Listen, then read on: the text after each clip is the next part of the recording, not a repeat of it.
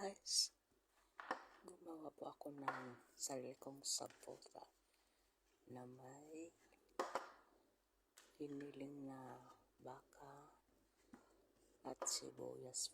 Ginisa ko po siya guys bago ko nilagay yan. Pagkatapos nito, ilalagay ko po siya sa oven ng 20 minutes. Yan, may masimas para maayos ang kanyang pagtubo. Nilagyan ko po siya ng